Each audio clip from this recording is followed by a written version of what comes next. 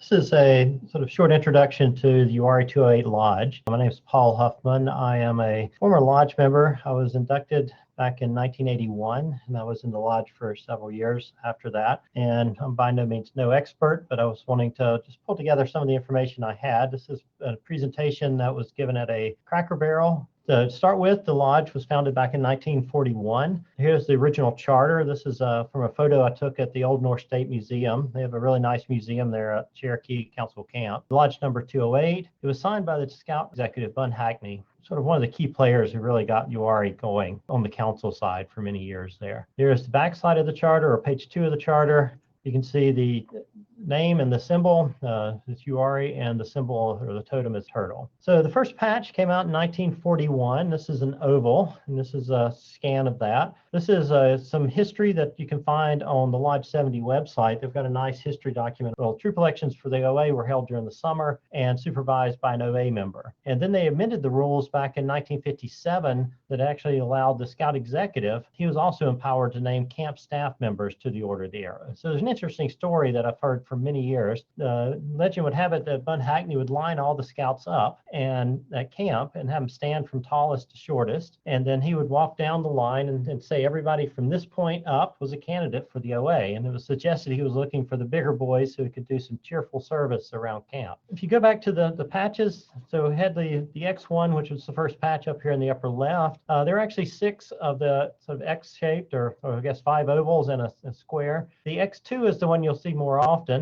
This was sort of the second order. So Bun Hackney gave these out personally, the X1s. My understanding is that when he retired, he took and destroyed the rest of them that he had. And so then they ordered the X2. The X2 has several variations. The ways you can tell them apart, there's a slight size difference, as you can see. You can see the X1 has, on the eyes, you can see the twill behind the eyes where the X2 is closed in. And then on the face, this is called the pockmarked. You can see the stitching has really sort of heavy indentations here, where this is more of a smooth stitching. So the X1 is much more rare than the X2, obviously. If you look at the first flap, that came out in 1961. It's shown here. It's just a fairly simple design with the turtle on a twill background. The Lodge didn't issue that many flaps, and so this is the entire flap collection of the Lodge. So you can see this is in order of when they were issued and not the F separated by F's and S's. So we have F1, 2, and 3, and then S1 through 6, S7, 8, 9, 10, 11. This is F4, and then you have S12 and 13, and then you have F5,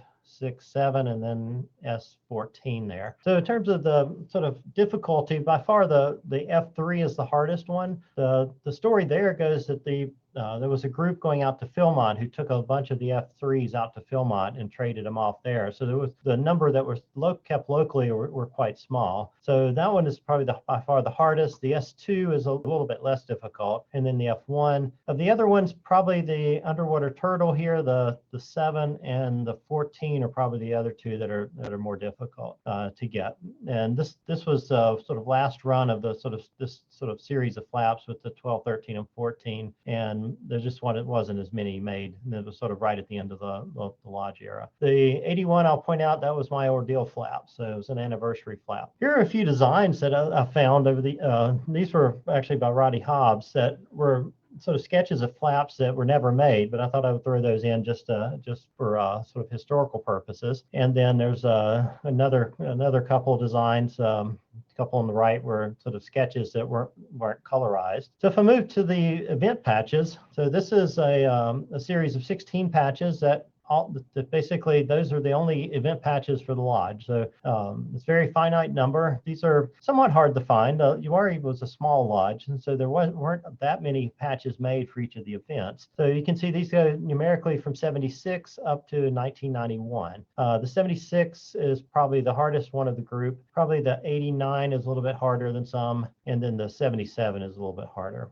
I thought I would show just an artwork. This is a sketch, an original sketch of the 88 Fellowship. In terms of the chapter and jacket patches, they're one of each. So SWA chapter made a round. This is a 100 millimeter, I think a little over 4 inches, around 4-inch round. This one is quite rare. I've only seen about 5 of those. They do come up occasionally, but they're very few and far between. This is a small chapter out of a small lodge. That one is somewhat difficult to find. The jacket patch, I can't remember if there were 50 or 100 made, but this is probably one of the hardest things to find. And these were made back in the late 80s, and I think Larry Warlick was the one who had them made. And they were made to go on the back of these green sort of director type chairs. And most of them, or a large number of them, were sewn onto these chairs. And then over the years, these chairs got thrown away. And so the number of patches that are unsewn are fairly small here. And so that's sort of one of the hardest ones to get. So I'd say that out of the Lodge, the X1, the first patch, and then the jacket patch here are the 2 hardest. And then probably comparable on the next step down would be the F3 and then the Davie County, the chapter patch here. In terms of neckerchiefs, the X1 and X2 are on neckerchiefs. The X1 you can see here, I guess a plaid neckerchief. There's a X1 that's on a Columbia blue. The X2 I've seen on several different varieties. Here is the light gray and a dark gray. Interesting on the dark gray ones, if you look at the 208 and the script on the bottom, so in the bottom right, the 208, the dark gray ones, I've seen 2 or 3 of those, and all of them have sort of a script 208 as opposed to the regular. Now there's several variations of this X2, but that's the one that's probably one of the largest ones. The N1 you can see here is a silk screen neckerchief. They did 3 after that. They did 3 Brotherhood Ordeal and Vigil neckerchief. You can see these have X4s on them, and those were handed out as neckerchief, and then the patch was sewn on afterwards. They did run out of X4s, and they did another order which gave the these are the X3s. They ran out of the X3s, and they did do an order of X4s. Slightly smaller patch. You do see those on the neckerchiefs occasionally. So some near the very end of the time frame they were giving these out, you did have the X4s on them.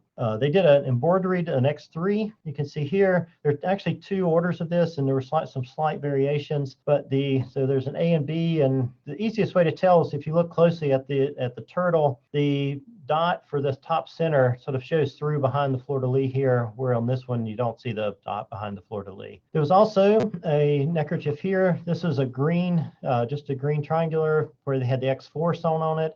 This was done back in 1984.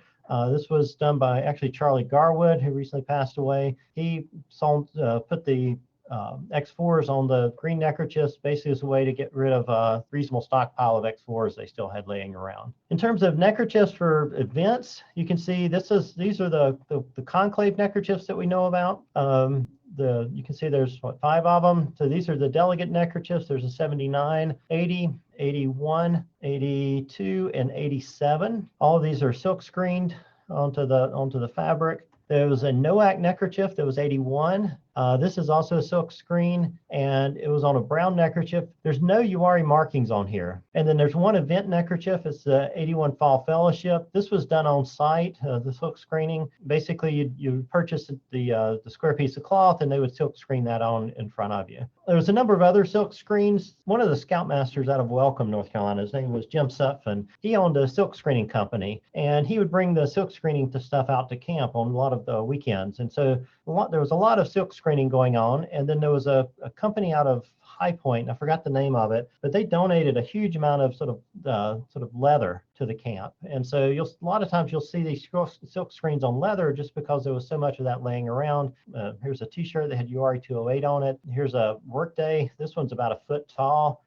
Here's one from the sort of mirrors the 78 Fellowship patch. This one's also about 1 foot tall. Got the 82 Conclave, the 82 Fellowship, the 79. This mirrors the patch. It's basically the same size as the patch. So you see a lot of the silk screens, both here and in the neckerchiefs on the previous slide, mainly because that was freely available. The 48 Fellowship, I thought this was interesting to include just because of the era that we're in right now. But the 48 Fellowship meeting that was scheduled to be at Uwharrie, and it was canceled because of an outbreak of polio, very similar to this year with NOAC being canceled as well. The patches and the neckerchiefs were already ordered, and so they were distributed, and so these do show up on occasion. The Uwharrie hosted 2 conclaves while it was in existence. 1975, you can see the patch there. This was done at Camp Uwharrie, which was just outside of Greensboro, North Carolina. and then 83. So you can see the 83 patch, a couple of neckerchiefs, both the regular and the staff. Thought I would show that here's the original sort of artwork or the sketching for that conclave patch. There's a number of solids, and there's a bunch of buttons. I've put some buttons up here. There's a painter's hat in the bottom right. This was one of the themes for, I think, one of the mid-'80s conclaves. The upper right is my visual triangle. I thought I would just include that. It's a piece of leather. It has a hand-carved wooden turtle on it out of cedar.